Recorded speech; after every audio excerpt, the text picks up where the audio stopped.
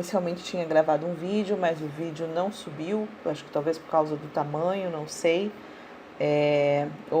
Enfim, estou me adaptando ainda a essa nova tecnologia. O livro que eu vou ler com vocês está disponível aí nesse mesmo tópico, que é o tópico sobre alfabetização e letramento. Está em PDF, porque é a opção que nós temos agora nesse momento. Ele se chama A Casa Sonolenta, é de autoria da Audrey Wood e as ilustrações são do Don Wood. Eles são autores que têm histórias incríveis para crianças, sempre muito bem ilustradas. É um casal, eles são casados, né? E entre os livros que eu gosto muito deles estão Clara Manhã de Quinta-feira à Noite e também o livro da Bruxa Salomé, que é lindíssimo, e, entre outros que, se vocês procurarem pelo nome do autor, vocês vão encontrar. Então, nós vamos começar com a leitura do livro. Eu não vou fazer uma leitura, seria interessante que vocês vissem, né, a postura e tudo mais, mas talvez o áudio vocês precisem imaginar como seria. Então, eu vou começar A Casa Sonolenta, da Audrey Wood. Era uma vez uma casa sonolenta, onde todos viviam dormindo. Nessa casa tinha uma cama aconchegante, numa casa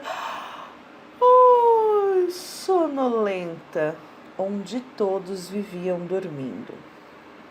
Nessa cama tinha uma avó roncando, numa cama aconchegante, numa casa sonolenta, onde todos viviam dormindo. Em cima dessa avó tinha um menino sonhando, em cima de uma avó roncando, numa cama aconchegante, numa casa sonolenta, onde todos viviam dormindo. Em cima desse menino tinha um cachorro cochilando, em cima de um menino sonhando, em cima de uma avó roncando, numa cama aconchegante, numa casa sonolenta, onde todos viviam dormindo. Em cima desse cachorro tinha um gato ressonando, em cima de um cachorro cochilando, em cima de um menino sonhando, em cima de uma avó roncando, numa cama aconchegante, numa casa sonolenta, onde todos viviam dormindo. Em cima desse gato tinha um rato dormitando, em cima de um gato ressonando, em cima de um cachorro cochilando, em cima de um menino sonhando, em cima de uma avó roncando, numa cama aconchegante, numa casa sonolenta, onde todos viviam dormindo. E em cima desse rato tinha uma pulga. Será possível? Uma pulga acordada em cima de um rato dormitando, em cima de um gato ressonando, em cima de um cachorro cochilando, em cima de um menino sonhando, em cima de uma avó roncando, numa casa aconchegante, numa cama sonolenta, numa cama aconchegante, numa casa sonolenta, onde todos viviam dormindo. Uma pulga acordada, que picou o rato, que assustou o gato, que acordou o cachorro, que caiu sobre o menino, deu um susto na avó, que quebrou a cama, numa casa sonolenta, onde ninguém mais estava dormindo. Além de todas as possibilidades de atividade que esse livro, né, essa obra proporciona, ela tem uma beleza estética muito interessante. As ilustrações contam muito da história. É uma história de acumulação que ajuda muito nessa questão das crianças, da organização temporal, enfim, das coisas que vão acontecendo, na sequência lógica.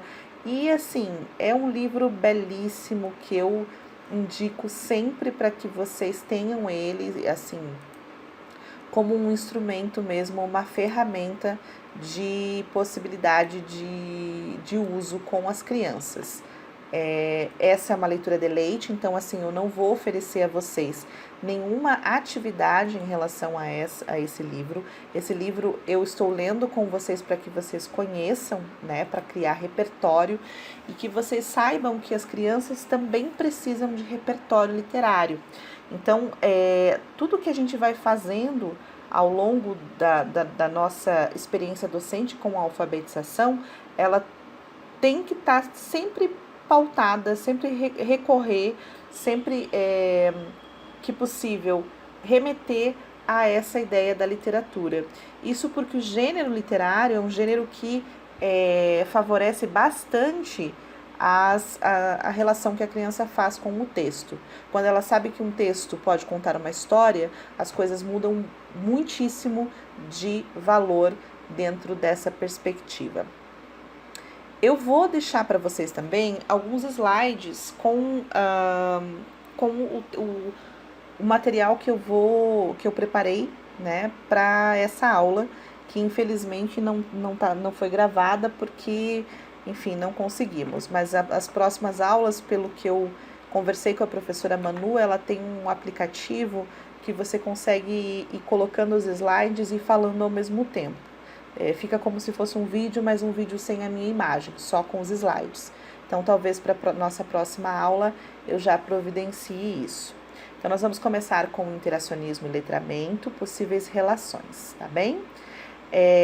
Então, assim, a gente primeiro precisa entender qual que é a diferença entre construtivismo e socio-interacionismo ou interacionismo, né?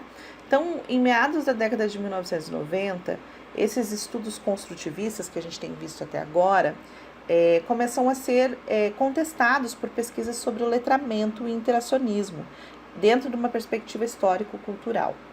E isso vai trazer à tona inquietações e reflexões sobre a prática alfabetizadora. Essas duas concepções que eu estou apresentando para vocês, elas têm muita semelhança entre si, visto que tanto para o construtivismo quanto para o socio-interacionismo ou interacionismo, o texto, o gênero textual, é o cerne de toda a dinâmica. E ele vai o texto, é o gênero textual que vai materializar o discurso, e ele é percebido como uma unidade de sentido, ou ainda o objeto de ensino e aprendizagem que media todo o processo de alfabetização. O que isso quer dizer? Quer dizer que o texto, ele não é pretexto para a alfabetização.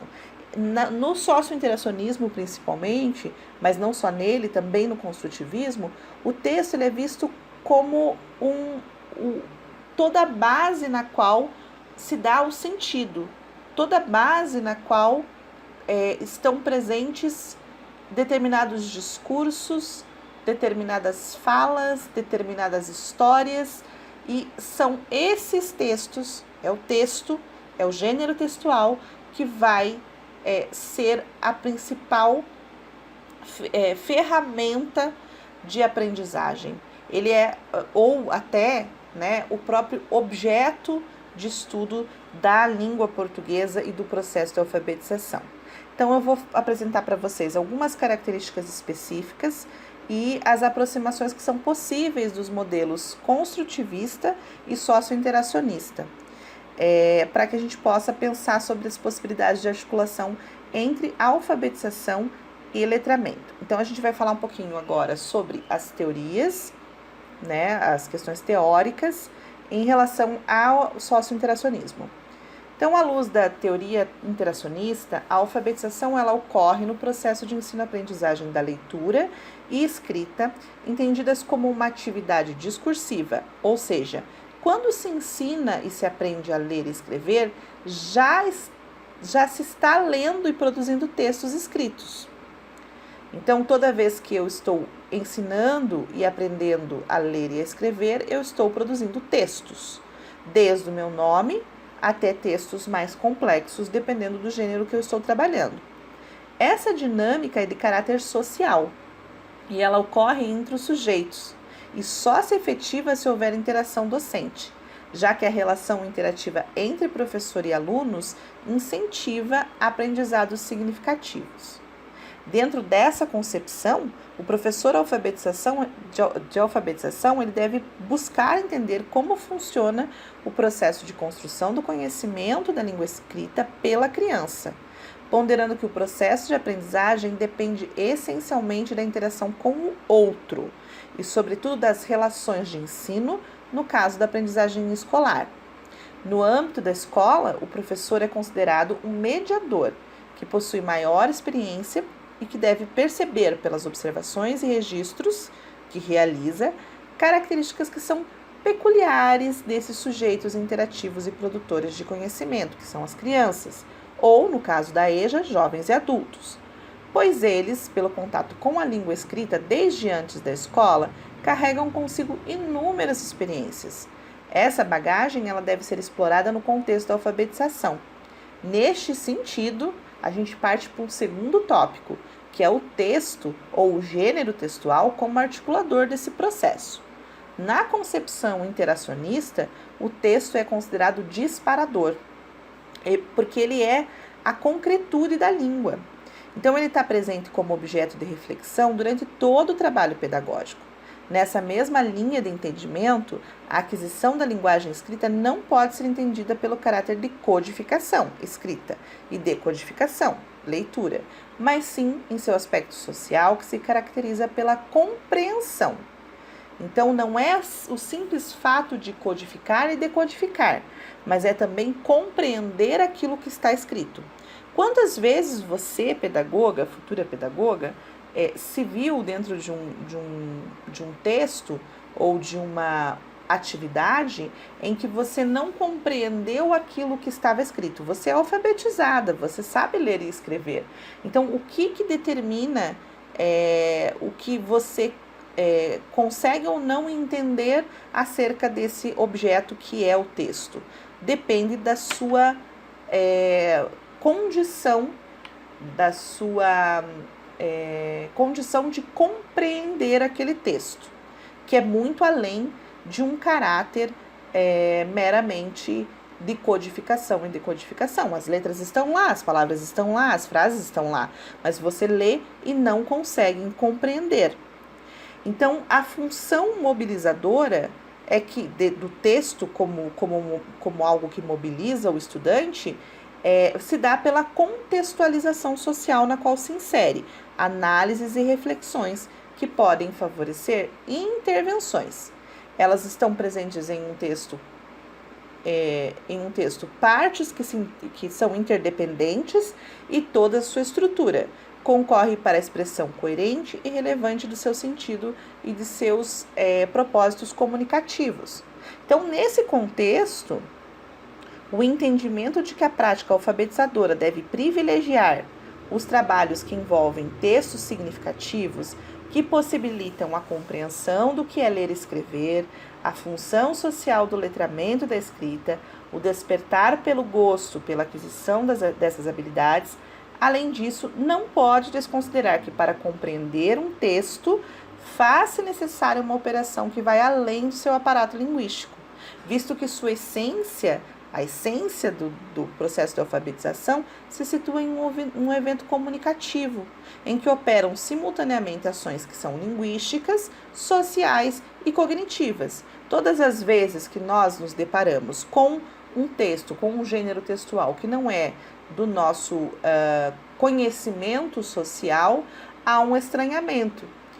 Pelo contrário, quando nós nos deparamos com um texto que nos fala de algo que nos é comum, que nos é do nosso conhecimento dos gêneros textuais, isso se dá de uma outra forma. Quando eu posto, por exemplo, um meme para vocês, você tem um texto com vários significados ali. Um desses significados é um significado metafórico. O meme, ele tem um significado que é literal, mas ele também tem um significado que ele é sutil, que ele é da metáfora, do processo da metáfora. Então, se você não vê naquele humor alguma graça, é porque provavelmente você não conhece aquela linguagem dentro daquela metáfora. Então, por isso que é tão importante que se trabalhe com diferentes gêneros textuais ao longo do processo de alfabetização, para que a criança compreenda tanto essa linguagem, que é a linguagem visual, então você tem uma fotografia ou uma imagem, e dentro dessa imagem você tem um texto carregado de humor, que só é humor para quem conhece aquele contexto. Talvez se eu enviasse um meme como aquele que eu coloquei na nossa aula hoje, para uma outra turma, ou para alguém que está num outro processo, que não está na faculdade, que não conhece a realidade escolar, não faria nenhum sentido para aquela pessoa, porque as ações, elas estão dentro do evento comunicativo, elas são simultâneas, elas são linguísticas, ou seja, eu preciso conhecer a língua, eu preciso estar alfabetizado, elas são sociais, porque elas fazem parte de um contexto social, e elas são cognitivas, porque é a partir da aprendizagem de determinados gêneros textuais que a gente consegue dar conta de compreendê-lo de uma forma significativa.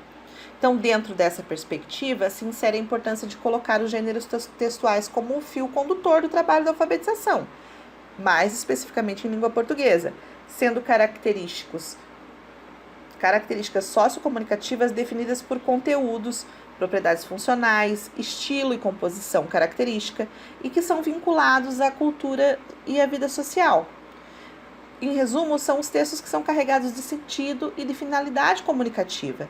Eles permitem que o estudante tenha um entendimento de que há sim uma função em se produzir textos, e que essa função ela perpassa a necessidade social em que o texto é colocado dentro de uma situação de comunicação. Quando a gente fazia lá, há muito tempo atrás, e que talvez ainda a gente continua fazendo de uma forma diferente, né? Quando o aluno chegava das férias e você pedia um texto sobre as suas férias e que esse texto não tinha nenhuma função social, esse texto é um texto que é escrito para a professora e desconsidera as potencialidades do trabalho com os gêneros e com as marcas do gênero. Então, convém abrir espaço para uma dinâmica de sala de aula que favoreça a contextualização, sem deixar de sistematizar o processo de alfabetização e do letramento. Então, não significa que você vai abandonar os conteúdos e trabalhar o texto pelo texto, mas sim que você vai partir desse recurso para trabalhar todas as unidades da língua. Então, cabe a você, professora, alfabetizadora, conhecer os princípios do sistema alfabético, tá? Então, que é aquilo que a gente vem trabalhando nas aulas anteriores. E nesse contexto, vou indicar aqui que existe uma articulação das ações pela tríade uso, reflexão, uso. Então, você parte do texto, você reflete sobre o texto, faz uma atividade sobre aquele texto de sistematização e você volta para o uso na produção do aluno. Então, você apresenta o texto, o gênero textual, as características e marcas daquele gênero, como que você vai refletir sobre aquele gênero, e daí a gente volta para o uso social, da produção do aluno a partir daquele mesmo gênero, ok? Como já ficou longo esse primeiro áudio, eu vou encerrá-lo aqui para poder postar para vocês, e na sequência eu vou continuar com as interfaces entre interacionismo e letramento. Então, daqui a pouquinho a gente volta. Um abraço para vocês.